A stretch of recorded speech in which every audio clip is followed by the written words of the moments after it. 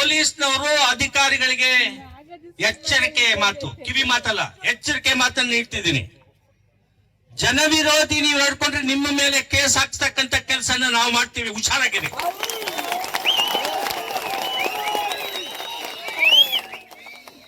ಏನು ಹೆಣ್ಣು ಮಕ್ಕಳಿಗೆ ನಿಮ್ಗೆ ಅಧಿಕಾರ ಇದೆ ಅಂತ ಹೇಳ್ಬಿಟ್ಟು ಅರೆಸ್ಟ್ ಮಾಡಿ ಬಸ್ಗಳಲ್ಲಿ ತುಂಬಿಸಿ ಕುರಿಗಳನ್ನು ತುಂಬಿಸಿದಾಗೆ ಬೀದಿಗಳೆಲ್ಲ ಅಡ್ಡಾಡಿಸಿ ಕೊನೆಗೆ ಬೇಲ್ ತಕೊಳ್ಳಿ, ನಿಮ್ ಮೇಲೆ ಪ್ರೈವೇಟ್ ಕಂಪ್ಲೇಂಟ್ ಹಾಕಿ ಒಳಗಡೆ ನಿಮ್ಮನ್ನು ಕಳಿಸ್ತೀವಿ, ಹುಷಾರಾಗಿರಿ ಅಂತ ಇನ್ನೊಂದು ದಿವಸ ಹೇಳ್ತಾ ಇದ್ದಾರೆ. ಜನ ಇಲ್ಲಿ ಅಬಲೆಯರಲ್ಲ, ಇವರು ರೈತರು ಮತ್ತು ಹೆಣ್ಣುಮಕ್ಳು, ನಮ್ಮಂತ ಬದುಕಿದೀವಿ. ಇಲ್ಲಿಂದ ಸುಪ್ರೀಂ ಕೋರ್ಟ್ ವರೆಗೂ ನಿಮ್ ಪರ ನಾವ್ ಇರ್ತೀವಿ. ಇದಾರೆ ಲಾಯರ್ಗಳು. ಏನಾದ್ರು ಇನ್ನೊಂದ್ಸಲ ದುರ್ನಡತೆಯಿಂದ ನಮ್ಮ ಹೆಣ್ಣು ಮಕ್ಕಳನ್ನಾಗ್ಲಿ, ರೈತರನ್ನಾಗ್ಲಿ, ಕೃಷಿ ಕಾರ್ಮಿಕರನ್ನಾಗ್ಲಿ ಅಟಕ ಮಾಡಿದ್ರೆ ನೆಕ್ಸ್ಟ್ ಮ್ಯಾಜಿಸ್ಟ್ರೇಟ್ ಕೋರ್ಟ್ ನಲ್ಲಿ ಸಬ್ ಇನ್ಸ್ಪೆಕ್ಟರ್, ಸರ್ಕಲ್ ಇನ್ಸ್ಪೆಕ್ಟರ್ ಅವ್ರ ಎಲ್ಲರ ಮೇಲೂ ಕೂಡ ಕೇಸ್ ಹಾಕ್ತೀವಿ.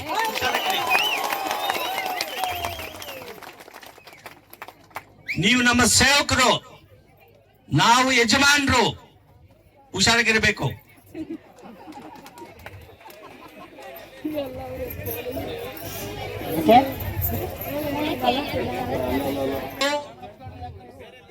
ಅಧಿಕಾರಿಗಳು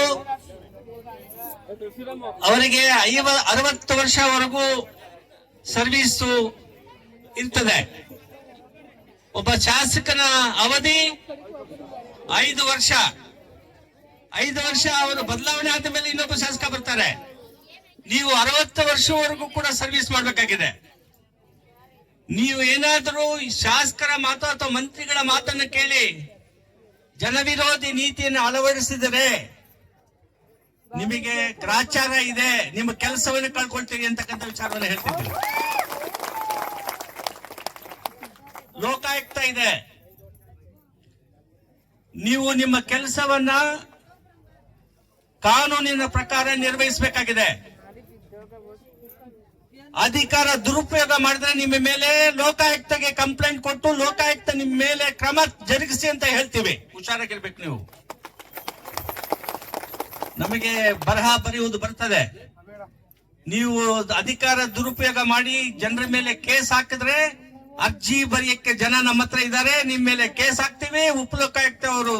ಲೋಕಾಯುಕ್ತ ಅವರು ನಿಮ್ಮ ಮನೆ ಮೇಲೆ ಡಿಸ್ಪ್ರಪೋರ್ಷನೇಟ್ ಪ್ರಾಪರ್ಟಿ ನೀವು ಎಷ್ಟು ಮಾಡಿದ್ದೀರಿ ಅಂತ ತಕೊಂಡು ನಿಮ್ಮ ಮನೆ ರೈಡ್ ಮಾಡಿಸ್ತಕ್ಕಂಥ ಕೆಲಸ ಮಾಡ್ತೀವಿ. ಹುಷಾರಾಗಿರ್ಬೇಕು. ನೀವು ಸತ್ಯ ಹರಿಶ್ಚಂದ್ರರಲ್ಲ, ನಮ್ಗೆ ಗೊತ್ತಿದೆ ನಿಮ್ಮ ಬಂಡವಾಳಗಳು, ರಾಜಕೀಯ ಜನರ ಬಂಡವಾಳಗಳು. ಪ್ರತಿಯೊಂದಕ್ಕೂ ಹಣ ತಗೊಳ್ತೀರಿ.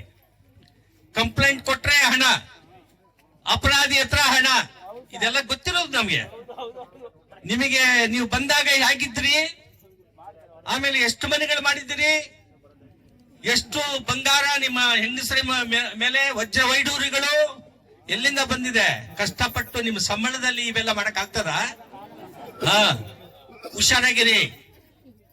ನೀವೇನಾದ್ರೂ ದುರ್ನಡತೆಯಿಂದ ನಡ್ಕೊಂಡ್ರೆ, ಅಧಿಕಾರವನ್ನ ದುರುಪಯೋಗ ಪಡಿಸಿದ್ರೆ ನಿಮ್ಮ ಮನೆ ರೈಡ್ ಮಾಡಿ ಅಂತೇಳಿ ಅರ್ಜಿಗಳನ್ನ ಲೋಕಾಯುಕ್ತಗೆ ಕೊಡ್ತೀವಿ.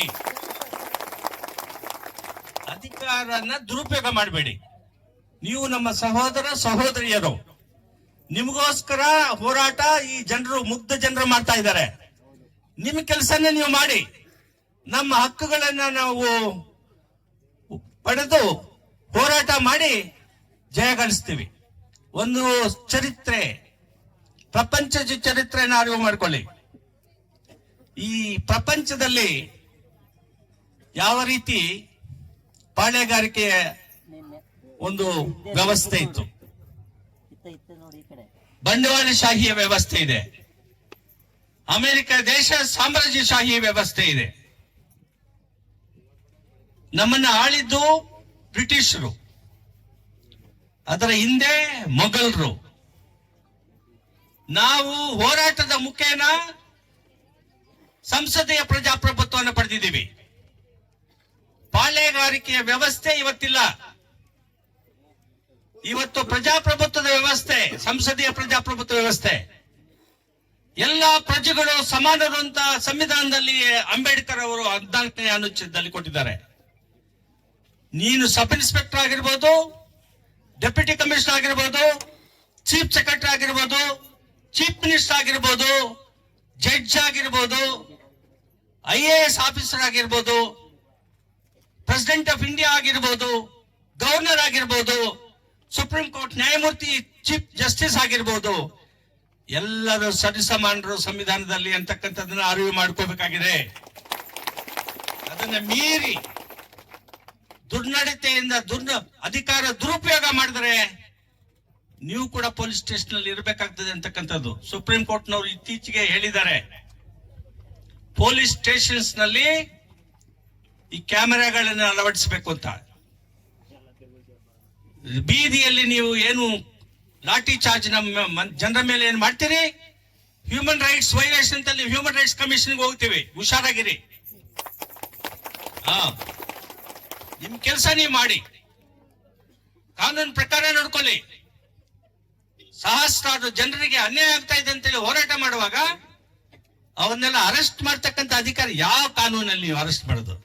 ಆ ರೀತಿ ಬ್ರಿಟಿಷರು ಪ್ರಜಾಪ್ರಭುತ್ವದ ನಡವಳಿಕೆ ನಿಮ್ದು ಆಗುತ್ತದ? ಪ್ರಜಾಪ್ರಭುತ್ವ ಅಂದ್ರೆ ಏನು? ಎಲ್ಲಿ ಅನ್ಯಾಯ ಆಗ್ತದ ಅಲ್ಲಿ ಹೋರಾಟ ನಡೀತದೆ, ಎಲ್ಲಿ ಅನ್ಯಾಯ ಆಗ್ತದ ಅಲ್ಲಿ ಧರಣಿ ನಡೀತದೆ. ಅವ್ರಿಗೆ ಸಂರಕ್ಷಣೆ ನೀಡ್ತಕ್ಕಂಥದ್ದು ಜವಾಬ್ದಾರಿ ನಿಮ್ದು. ಪರ್ಮಿಷನ್ ಯಾಕೆ ಕೊಡ್ಲಿಲ್ಲ ನೀನು ಈ ಸಭೆ ಮಾಡೋಕೆ?